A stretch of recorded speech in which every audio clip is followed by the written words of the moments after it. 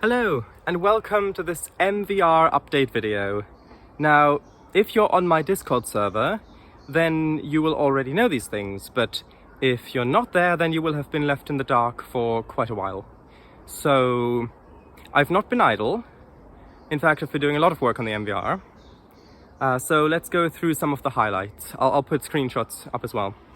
So, I think the biggest change is that I've updated the vast majority of legacy ground textures to PBR textures, which means that yes, the look of the MVR is slightly different now, but you can actually run it with parallaxing turned on, aka shaders on ultra. I've also painstakingly put about 27 septillion 3D rock objects into the cliffs, like this, for example, so that now, when you're driving along, it actually looks more realistic and more immersive and just generally better. I also put loads of trees and bushes along my river banks, which also improves things a lot. Thank you, Willis, for suggesting that originally.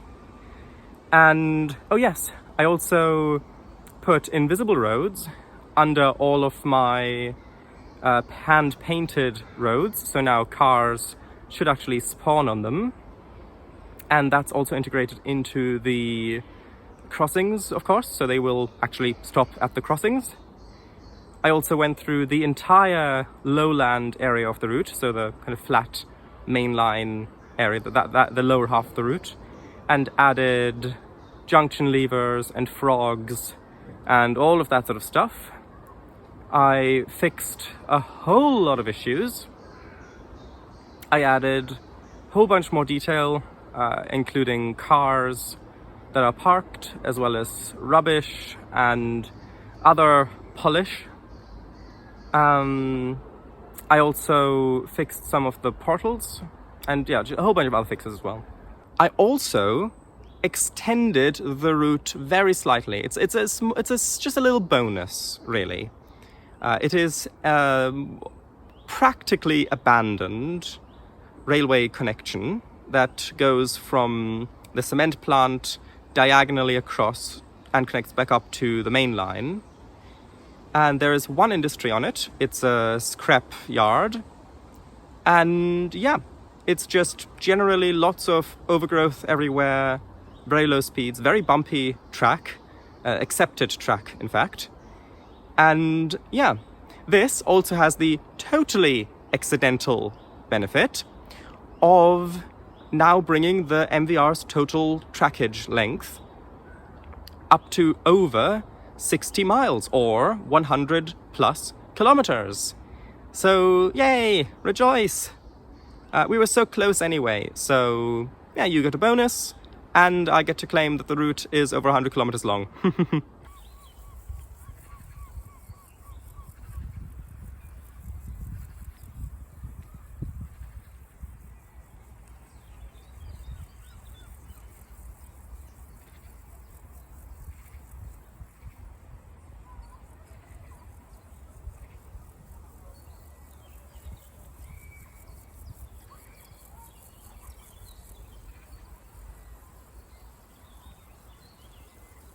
I have also been busy repainting some rolling stock already, so thus far I've pretty much finished repainting Trainboy 1's lovely F7A and B units.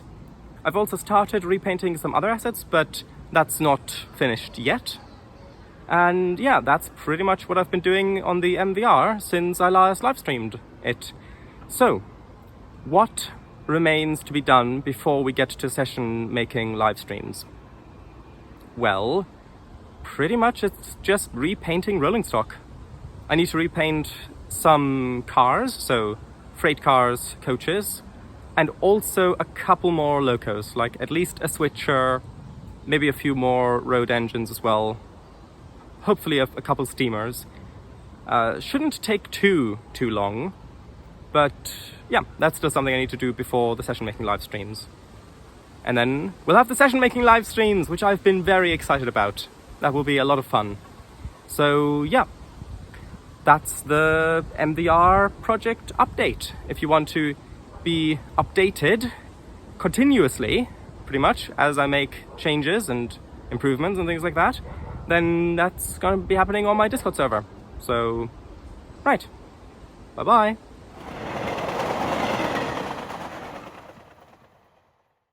Also, while we're here, have a look at this.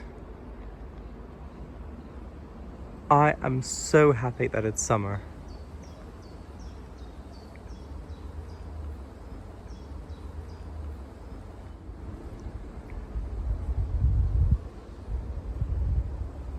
I'm trying to translate the camera left and right so that you get a bit of the sense of scale of this.